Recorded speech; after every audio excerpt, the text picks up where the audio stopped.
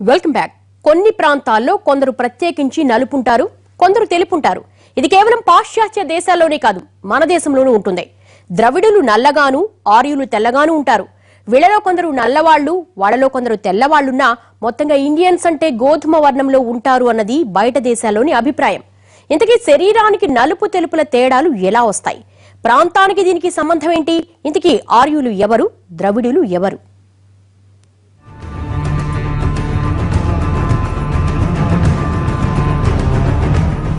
మన దేహపు రంగును శరీరంలోని వేర్వేరు జన్యువులు నిర్ధారిస్తుంటాయి. ఈ జన్యువుల చర్మపు కణాల్లో ఉండే మెలనిన్ అనే పిగ్మెంట్ ఉత్పత్తిని నియంత్రిస్తాయి. చర్మంలో మెలనిన్ పరిమాణాన్ని బట్టి చర్మపు రంగు నల్లగా లేదా తెల్లగా లేదా గోధుమ రంగులోనూ ఉంటుంది. భారతదేశం మొత్తం మీద యావరేజ్ కలర్ బ్రౌన్ అయినా ఉత్తరాది వాళ్లంటే తెల్లగా ఉంటారని, దక్షిణాది వాళ్లంటే నల్లగా ఉంటారన్నదొక స్థిరాభిప్రాయం.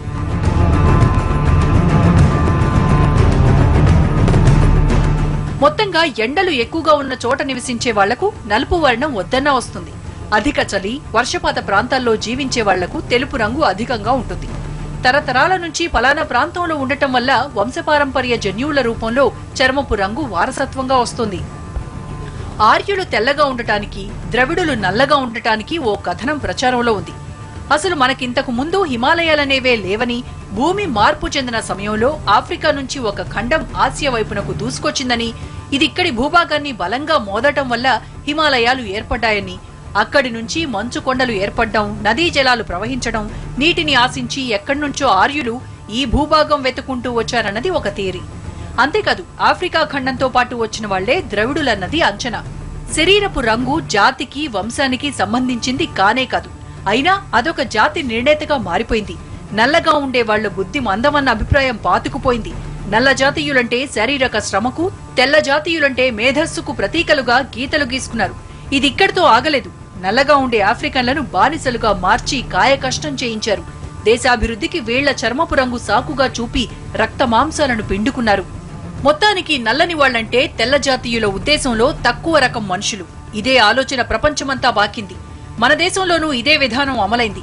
ఎన్నో పోరాటాలు, మరెన్నో చైతన్యవంతమైన కార్యక్రమాలను చేయగా ఇప్పుడిప్పుడే ఈ అభిప్రాయం వైదొలుగుతోంది. ఇంతలో తరుణ్ విజయ్ లాంటి వాళ్ల నోటి వెంట నలుపు తెలుపు అంటూ బలుపు మాటలు బయలుదేరాయి.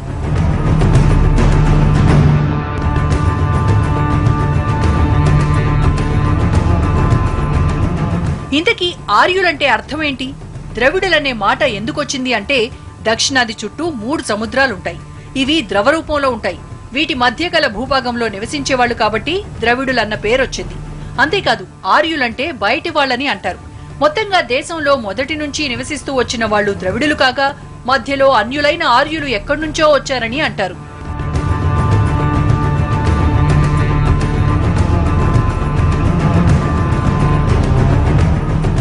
ఫైనల్ గా ఆర్యులంటే తెల్లగా ఉంటారని, ద్రవిడులంటే నల్లగా ఉంటారని తేల్చేశారు. అయితే రామకృష్ణులు నలుపు, కాళీ రూపంలో దర్శనమిచ్చే పార్వతి నలుపు, ద్రౌపది పేరు కృష్ణ నలుపే, నారాయణుడు నలుపు. మరి నల్లగా ఉండే వాళ్ళందరూ నలుపని డిక్లేర్ చేస్తే దేవుళ్లలో ఎవరు ఆర్యులు, ఎవరు ద్రవిడులు, వీళ్లను పూజించే వాళ్లు ఏమవుతారు? ఇది చాలదన్నట్టు నల్లగా ఉండే వాళ్లను తెలివి తక్కువ వాళ్లను చేసి చూపడం అనే దుర్మార్గమైన ఆలోచన విధానం. మరి శ్రీకృష్ణుడు నల్లగా ఉంటాడు. కృష్ణుడు ఎంతటి తెలివైనవాడు! భగవద్గీతాచార్యుడిగా నేటి ప్రపంచానికి కూడా జగద్గురువుగా అవతరించాడు. ఇక శ్రీరామ బాణానికి తిరుగేలేదు, కాళీమాత శక్తికి ఎదురులేదు. మరి ఇదంతా ఏంటి? నలుపు శక్తివంతమైందని తెలియడం లేదా అన్నది కొందరు విశ్లేషకుల ప్రశ్న. కాబట్టి నలుపు తెలుపులు ప్రాంతాలు, నైసర్గిక స్వరూపాలను బట్టి ఏర్పడేవి. వీటికి తెలివితేటలకు, జాతులకు సంబంధం లేదు.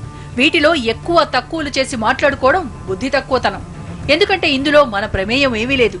కాబట్టి తరుణ్ విజయ్ లాంటి వాళ్లు ఈ విషయం తెలుసుకుంటే మంచిదన్న సలహా, సూచనలు